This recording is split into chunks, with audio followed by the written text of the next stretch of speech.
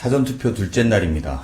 내란 종식과 진짜 대한민국을 바라는 국민의 염원이 투표로 이어지고 있고 역대 최단 시간 내 사전투표 1000만 명을 돌파하는 기록도 세웠습니다.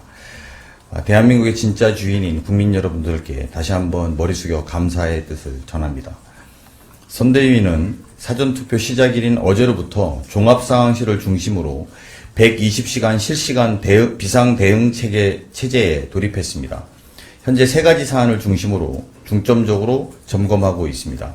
첫째, 가짜뉴스 흑색선전에 대한 실시간 모니터링입니다.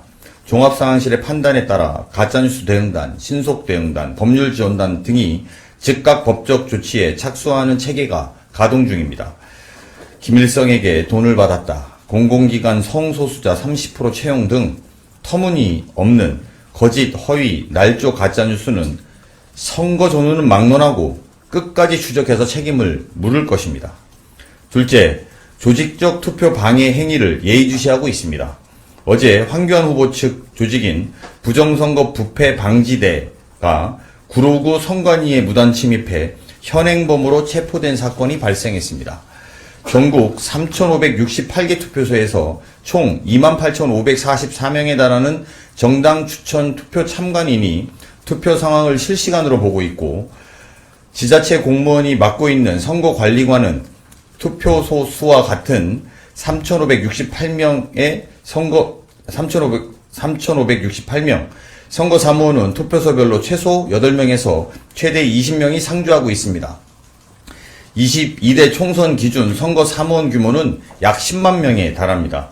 수많은 인원이 법적 절차에 따라 합법적으로 투표 참관에 임하고 있음에도 불구하고 부정선거를 계속 주장하는 것은 대선 불복을 위한 사전 작업이자 내란 연장 시도에 불과하다 것입니다.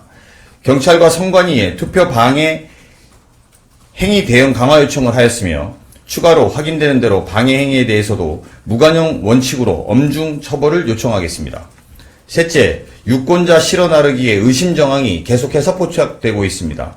어제 부산에서 유권자들을 차량으로 이송하고 있다는 제보가 접수돼 민주당 부산 선대위가 선관위에 신고하는 일이 발생했습니다. 이는 공직선거법 제230조 매수 및 이해 유도죄에 해당되며 5년 이하의 징역 또는 3천만 원 이하의 벌금에 처해질 수 있는 중범죄입니다. 이에 대해서도 무관용 원칙을 적용해 적극 대응할 예정입니다. 현재 각 지역위원회에서는 거짓 가짜뉴스 및 흑색선전, 투표 방해 행위, 유권자 실어 나르기 등에 대비하기 위해서 불법 감시 강화 지침을 전달했고 민주당 당원 전원에 제보를 받을 계획입니다. 국민 여러분들의 적극적인 제보를 부탁드립니다. 진짜 대한민국 선대위는 마지막까지 겸손하고 절박하고 간절한 마음으로 국민의 소중한 선택을 기다리겠습니다. 이상입니다.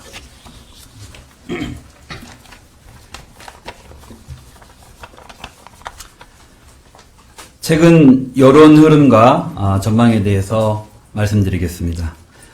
공표 금지 직전 공개된 여론조사 결과를 저희가 전화면접 기준으로 합산해 본 결과 현재 여론 지형은 지난주에 예상했던 대로 주요 후보 지지도가 정당 지지도에 수렴되는 모양새를 보이고 있습니다. 김문수 후보 지지도는 국민의힘의 정당 지지도의 1~2% 내외 안에 있고 거의 같은 상태로 보입니다. 이재명 후보의 지지도는 민주당의 정당 지지도의 4에서 5% 상회하면서 확장성을 보여주고 있는 상태입니다. 그 흐름은 유지가 될 것으로 보고 있습니다. 양쪽 지지층이 선거 후반부에 막판 결집할 것으로 예상됩니다. 그렇기 때문에 여론조사와는 다른 결과가 나올 가능성도 배제하기 어렵습니다. 따라서 막판까지 긴장하면서 추이를 지켜보도록 하겠습니다. 한편 어제와 오늘 사전 투표가 진행되고 있는데 사전 투표율이 지난 20대 대선과 비슷하거나 다소 낮아질 수도 있겠다고 보고 있습니다.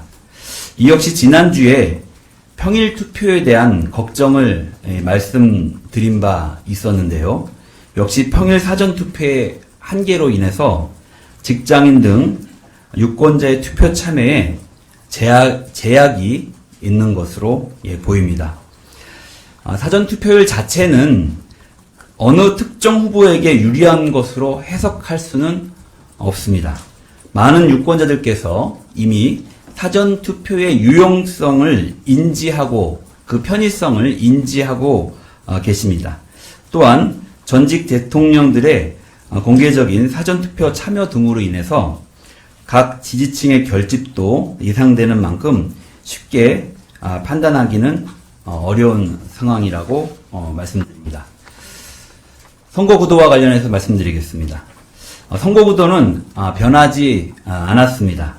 이번 선거는 윤석열 정권의 무능과 내란을 심판하고 윤석열 정권이 초래한 대한민국 경제 위기 극복의 적임자를 찾는 선거입니다. 이번 선거는 내란 심판, 위기 극복 선거입니다. 그 본질은 바뀌지 않고 있습니다. 윤석열, 정강훈의 아바타 김문수냐, 국민의 유능한 일꾼 이재명이냐의 선택입니다. 민주당 선대위는 마지막 순간까지 절박한 자세로 이재명 후보가 대한민국 위기 극복의 적임자임을 국민 여러분께 알리는 데 최선을 다하도록 하겠습니다. 국민 여러분, 21대 대통령 선거는 대한민국 현대사에 남을 역사적인 선거입니다. 오는 6월 3일은 국민이 응원봉으로 평화적으로 진압한 내란을 민주적 투표로 완전히 종식하는 위대한 날이 될 것입니다. 꼭 투표하셔서 역사적 심판에 동참해 주시기를 바랍니다. 감사합니다. 네. 질문 받겠습니다. 네. 마이크 좀 갖다 주세요. 어디 누구신지 말씀해 주시면 더 감사하겠습니다. 네, 천재일보 기자입니다. 어제 투표용지 외부 방출과 대리투표 관련된 사전투표 과정에 여러 문제가 제기되고 있는데요. 민주당 측에서는 물론 오늘 오전 그렇게 제라감지가 제대로 된 선거 관리를 확고하겠다고 하셨는데 분명하게도 부족하다는 지적이 있는데 구체적인 방안이라든지 제도 마련에 대한 계획이 있으신지. 선거 관리는 기본적으로 선관위의 사무입니다. 저희가 선거의 심판을 보는 것이 아니라 선수로 뛰고 있다는 점 양해 말씀드리고요. 저희로서는 행안이나 국회를 통해서 선관위의 공정한 선거가 될 수 있도록 또 이런 일이 재발되지 않도록 요청드리고 있는 것이 다이고 어제 있었던 일들에 대해서는 선관위가 이미 본인들의 불찰이라고 밝힌 것으로 알고 있습니다. 네, 또 있으시면 말씀 주십시오. 선거 막판이라 없으시면 바로 가도 됩니다. 네.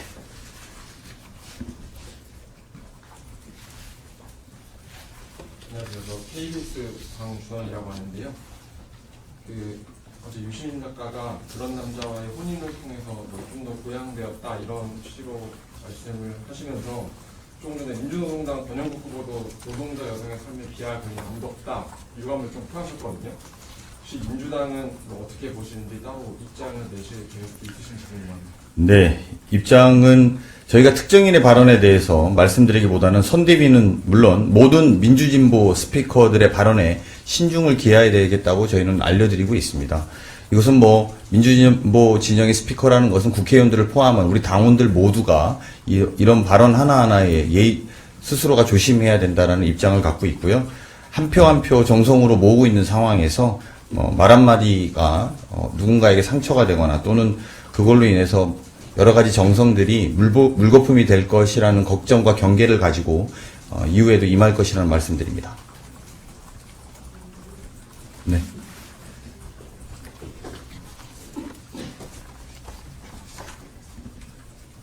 네, 안녕하세요. YTN 황보혜경 기자입니다. 최근에 유세에서 이재명 후보가 민생경제 회복이랑 경기 회복, 또 성장 계속해서 강조하고 계신데 중도층, 또 외연 확장, 또 부동층 표심 사잡기 위한 막판 선거 전략은 어떻게 보시나요? 지난주에 후보가 이 자리에서 기자회견에서 밝힌 것처럼 비상경제 체제를 가동하는 것을 매우 중요하게 인식하고 있습니다.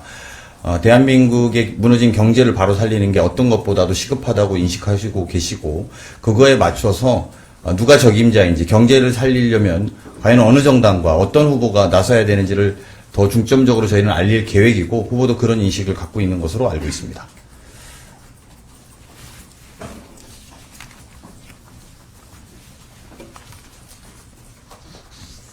네, 안녕하십니까. 데일리한 김천 기자라고 합니다. 조금 전에 선거 구도가 변하지 않았다고 말씀을 주셨어요. 그래서 좀 최근 후보님 장난 논란 관련해서 국민의힘은 3년 전 불법 도박 문제로 후보님이 사과한 것 이외에 최근 불거진 논란에 대해서는 별도의 사과가 필요하지 않느냐라는 입장을 계속 지적을 하고 있거든요. 그래서 막바지에 들어서 선대위 차원에서 이 같은 논란에 대한 대응을 좀 고민하고 계시거나 방안이 있는지 궁금합니다. 그 선거 구도와 후보 아들에 대한 질문이 두 가지 섞여 있는 것 같은데 구도에 대해서는 우리 천준호 본부장이 말씀해 주실 거고요. 후보 아들 관련 이야기는 이 사안에 대해서는 윤석열 정부 검찰에서 수사했고 국민적 판단도 저희는 끝났다고 봅니다. 오늘 이준석 후보가 허위 발언에 대해서 당원들에게 대해서 사과한다라고 이메일 보냈는데요. 국민들의 충격을 안다면 당원들에게 사과할 문제가 아니라 국민들 모두에게 사과하고 거기에 걸맞는 처신을 해야 될 것이라고 생각합니다. 네, 저희가 여러 차례 말씀드린 것처럼 이번 선거는 윤석열 정권 지난 2년 단간의 실정, 그리고 무능에 대한, 그리고 개헌과 내란에 대한 심판 선거입니다. 그리고 그로 인해서 발생된 경제 위기, 민생의 위기를 극복하기 위한 적임자가 누구인지를 찾는 선거이다 라고 저희가 생각을 하고 선거에 임하고 있는데요. 그 기조는 변하지 않았고 선거 마지막까지 내란 심판과 위기 극복의 적임자가 누구인지를 이재명 후보임을 저희가 국민께 알리고 열심히 활동해 가도록 하겠습니다. 경제 위기와 민생 위기 극복을 위해서 최선을 다하겠습니다. 네. 네, JTBC 김한수 기자라고 하는데요. 지난 대선 당시에 이재명 후보께서 제2부속실 운영하겠다고 공약에 포함했었는데 이번 공약 속에는 포함이 안 된 것 같은데요. 이번 대선에 혹시 당선이 된다면 제2부속실 운영할 계획인지. 선대위의 차기 정부에 관련해서 물어보시는 건 일종의 약간 우문일 수 있습니다. 저희가 드릴 수 있는 답변도 없고요. 저희는 6월 3일까지 한 표 얻는 데 더 집중하고 있고요. 공약에 포함이 돼 있다고 해서 또는 포함이 돼 있지 않다고 해서 될 거다 안 될 거다고 말하는 것은 선대위의 바른 입장은 아니다. 이렇게 말씀드릴 수 있을 것 같습니다. 저희로서는 최선을 다해서 이길 뿐이고 그 결과에 따라서 이후에 어떠한 공약과 어떠한 정책에 대해서도 새로운 정부에서 판단하실 거라고 생각합니다. 네. 예, 저 조선일보 유종원이라고 합니다. 첫 번째로 오늘 이제 후보님도 우리 유튜브에서 밝히셨지만 이준석 후보, 김문수 후보와 이제 단일화 마지막까지도 이제 투표 전날까지 가능할 수도 있다 그렇게 말씀하셨는데 단일화 관련해서는 계속 긴장하면서 지켜보겠다는 그런 입장이신지 궁금하고 두 번째는 이제 이준석 후보 토론의 발언 논란으로 이제 민주당 혹은 이제 민주당 소멸 어떤 스피커들이 이제 좀 이준석 후보 표가 좀 빠질 수 있다. 그 기존에 이제 여론조사 결과보다 그렇게 이제 말씀을 많이 하시던데 이준석 후보한테서 이탈한 표가 민주당으로 올 수 있는지 아니면 좀 이렇게 제3지대로 갈지 그런 거 좀 어떻게 보시는지. 이준석 후보에 대해서 저희가 서희 선거공학적 판단을 하고 바라보고 있지 않습니다. 국민들에 대해서 너무 분노스럽고 참을 수 없는 모욕감을 주는 TV 토론 행태를 보면서 국민들이 심판할 것이라고 보고요. 그 표가 어디로 가는 것에 대해서는 저희는 국민들이 판단해 주실 거라고 생각합니다. 구체적으로 김문수 후보한테 많이 갈 것이다 또는 이재명 후보한테 많이 갈 것이다 이런 식의 판단을 해본 적도 없고 그런 관련된 조사도 한 적이 없다는 점 말씀드립니다. 첫 번째 질문이 그리고 네, 단일화 관련해서 네. 말씀드리겠습니다. 많은 국민들이 그렇게 느끼시겠고 이 자리에 계신 분들 느끼시겠지만 명분적으로 봤을 때 단일화의 가능성은 매우 낮고 명분도 없다고 보시는 분들이 많으신 것 같습니다. 저도 그렇게 보는 게 상식에 부합한다고 생각이 들지만 여러 가지 그 이면의 어떤 합의 또는 이해관계에 따라서 단일화가 이루어질 가능성도 배제할 수 없다고 저희가 계속 그동안에 보고 그 가능성을 주시하고 있다는 점, 그 일관된 태도를 유지하고 있다는 점 다시 한번 확인드리겠습니다. 2주 전에 단일화에 대해서 경계하고 있다는 입장이 유효하고요. 그리고 제가 총괄본부장단 회의에서 그런 이야기 했는데 이준석 후보가 할 거는 네거티브밖에 없을 거다 이렇게 말씀드렸는데요. 그 공간 안에 아직 다 있다라는 점 다시 한번 확인시켜 드립니다. 없으면 이렇게 마칠까요? 네, 저기 맨 뒤에.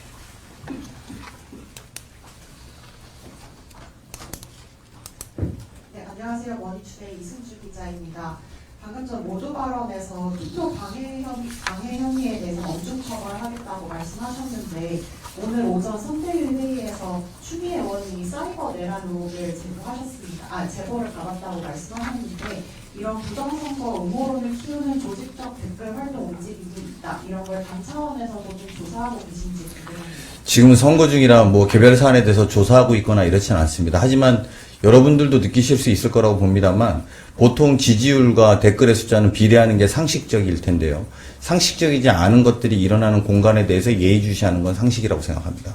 그리고 그런 모든 것들을 스크린하고 있는 만큼 이후에라도 저희가 그런 불미스러운 일이 있다면 확인하고 점검하고 또 거기에 필요한 대처를 해야 될 것이라고 생각합니다.